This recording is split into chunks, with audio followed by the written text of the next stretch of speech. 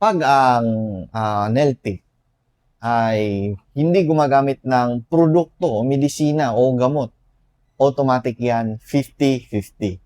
Hati diyan, 'no? Sample. Yo, what's up? Magandang gabi, mga salon owner, no? Kumusta kayo diyan? So, ngayong gabi na 'to, time check natin ay 7:35 na ng gabi. At meron ako ngayong sasaguting isang katanungan, no, sa grupo. May grupo tayo, Salon Business Owners PH, kaya pasok kayo diyan. Sabi dito sa nag-post, no? Ito yung katanungan niya. Babasahin ko lang. Kapag po manicurista at commission-based kayo, dapat po ba talaga ay 50-50 yung hatian? Yung hatian tungkol niya, ang pinupunto niya dito. At maraming nag-comment. No? Babasahin ko muna yung nag-comment. Sabi dito, sa akin naman, 70-30. May monthly silang 7K.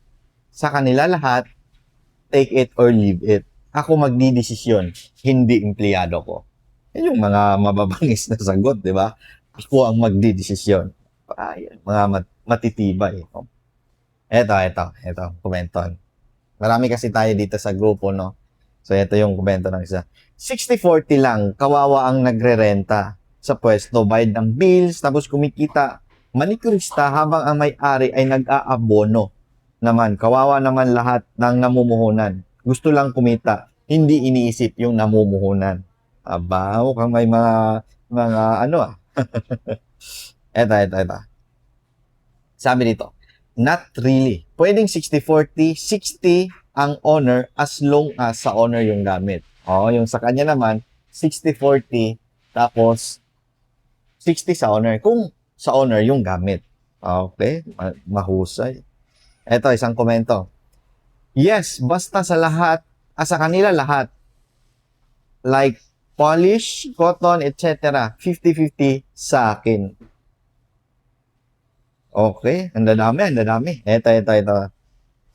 50-50, money and pedi. Kapag puts pa at iba pa na ginagamitan ng medisina ay 60-40. Yan. Daming mga kasagutan dyan. Dito sa amin, no, sa Cell Salon, ito pa lang ang Cell Salon, no. Ang ginawa namin dito sa commission base ay same, halos-halos lang sa kanila, no. 50-50 kami. Pag ang customer, Gia, late. Ay, out na pala. Yan. Staff natin dumating. Galing sa isang branch. So, tuloy natin. Dito sa amin, sa Zell Salon, no, ang setup namin dyan na ginagawa, pag ang nail tip ay hindi gumagamit ng produkto o medisina o gamot, automatic yan 50-50. Hati dyan, no? Sample. Ano bang mga services, no? Like money, pedi, yan yung mga walang produkto. So kung ang pedicure namin is 200, so automatic 100 yan. Hati. Sample lang yan. Ngayon naman, punta tayo doon sa services na ginagamitan ng produkto o ng medisina. Halimbawa na lang, foot spa. Yan, foot spa. Kung ang foot spa namin nagkakahalaga ng 500 or 1,000 na lang para madali, 1,000. Ngayon, bago natin yan hahatiin, is magkakatas muna kami ng produkto. O so sample natin, 1,000. Tapos yung produkto na gagamitin dyan is worth 200. So 800 na lang yung matitira. So dyan sa 800 na yan, ay automatic hahatiin yan. So 800. 400 sa salon at 400 din sa manicurista. So ganyan yung set-up namin dito sa aming salon business, no? At napaka-importante nito na matutunan din ng mga ibang mag-start ng salon business o mga baguhang salon owner para may idea sila sa tamang sistema o diskarte sa pagpapasahod sa mga nail technician o manicurista natin, no? Ang kalaban kasi natin dito yung wala tayong mga idea.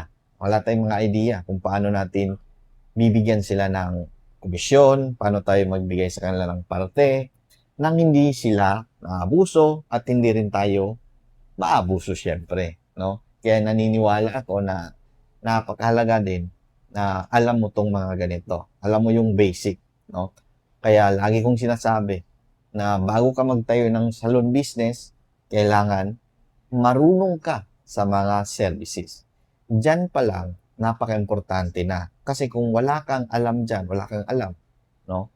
Maaari kang maloko o maaari kang magkaproblema sa pagdating ng panahon, no? Maaaring hindi sasabihin sa yung tunay na benta o sales o mga ganong mga hindi dapat, di ba?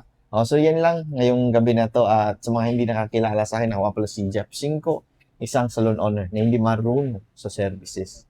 Pero ngayon meron tayong 5 branches. At lagi kong sinasabi na gaano man kadami ng problemang hinaharap natin sa pagpapatakbo ng salon business, lagi nating hanapin ang mga positibong bagay. Oh? Lagi nating hanapin yung positive side ng buhay.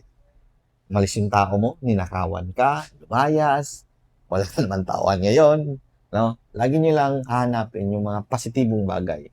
Wala kang tao, mag-hire ka, may lumayas, so galingan mo sa pag-hire, ninakawan ka, galingan mo sa sistema nang hindi ka naman manakawan. Okay, yan lang, bye-bye. Choose positive, stay positive. Galingan natin.